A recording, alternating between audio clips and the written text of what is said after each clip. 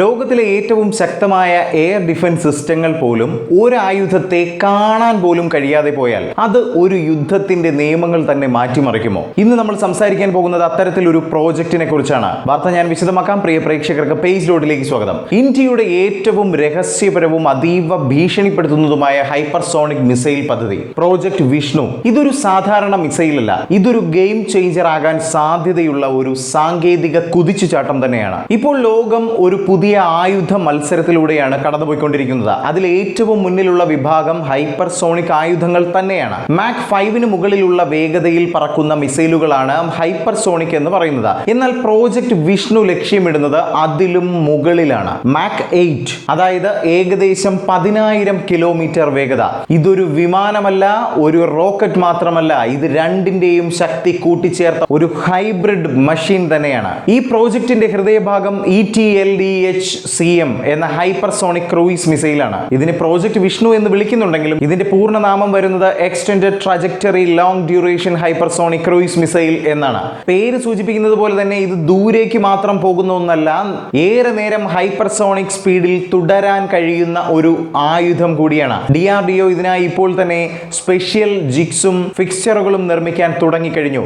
കേൾക്കാൻ ചെറിയ കാര്യമെന്ന് തോന്നാം, പക്ഷേ ഹൈപ്പർസോണിക് മിസൈലുകൾ അസംബ്ലി ചെയ്യുന്നത് സാധാരണ മിസൈലുകളെക്കാൾ 10 മടങ്ങ് കാഠിന്യമേറിയ ഒന്നാണ്. കാരണം ഇത് പറക്കുമ്പോൾ നേരിടുന്ന താപനില 2000 ഡിഗ്രി സെൽഷ്യസ് വരെ ഉയരുമെന്നതുകൊണ്ടാണ്. ഒരു ചെറിയ പിഴവ് പോലും മിസൈലിന്റെ നാശത്തിന് കാരണമാകും. ഇപ്പോൾ ഇന്ത്യയുടെ ഏറ്റവും വിശ്വസനീയമായ മിസൈൽ ബ്രഹ്മോസ്, അതിന്റെ വേഗം തന്നെ ശത്രുക്കൾക്ക് ഭീഷണിയാണ്. പക്ഷേ പ്രോജക്ട് വിഷ്ണു അതിനേക്കാൾ ഒരു തലമുറ മുന്നിലാണ് എന്ന് വേണം പറയാൻ. ബ്രഹ്മോസ് സൂപ്പർ സോണിക് ആണ്. എന്നാൽ ETLDHCM ഹൈപ്പർസോണിക് വേഗത്തിൽ മാത്രമല്ല, എവിടെയായാലും എപ്പോൾ വേണമെങ്കിലും വളരെ കുറഞ്ഞ സമയത്തിനുള്ളിൽ ആക്രമിക്കാൻ കഴിയുന്ന ഒരു ശേഷി ആണ് ഇതിന്റെ ഏറ്റവും വലിയ ശക്തി എന്ന് പറയുന്നത്. ഇപ്പോൾ നിങ്ങൾ ചിന്തിക്കേണ്ടത് ലോകത്തിലെ ഏറ്റവും ശക്തമായ എയർ ഡിഫൻസ് സിസ്റ്റങ്ങൾ, ഉദാഹരണത്തിന് THAAD അല്ലെങ്കിൽ S-400, ഇവയെല്ലാം എന്തിനാണ് എന്നത് കൂടി ചിന്തിക്കണം. വേഗത്തിൽ വരുന്ന മിസൈലുകളെ കണ്ടെത്തി ട്രാക്ക് ചെയ്ത് ഇവയെ ആകാശത്ത് വെച്ച് തന്നെ നശിപ്പിക്കാൻ പോകുന്ന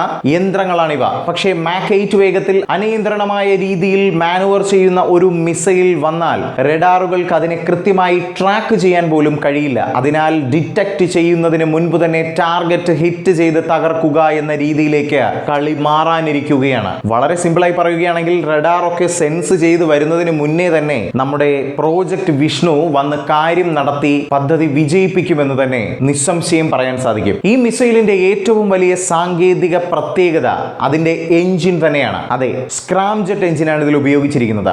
സാധാരണ റോക്കറ്റുകൾക്ക് ഇന്ധനം കത്തിക്കാൻ ഓക്സിജൻ കൂടി കൊണ്ടുപോകണം. പക്ഷേ സ്ക്രാംജെറ്റ് അങ്ങനെയല്ല.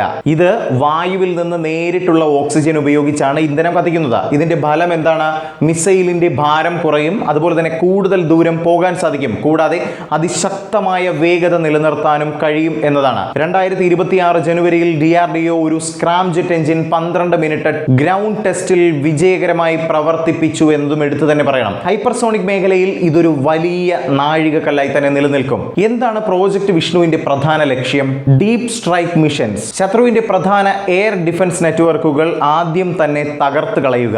ഇത് SEAD എന്നാണ് പറയുന്നത്, suppression of enemy air defences. ഒരു യുദ്ധത്തിൽ ആദ്യം ശത്രുവിന്റെ കണ്ണുകൾ അടിച്ച് തകർത്താൽ അടുത്ത ആക്രമണം വളരെ എളുപ്പമാകും. അതാണ് ഈ മിസൈൽ ചെയ്യാൻ പോകുന്നത്.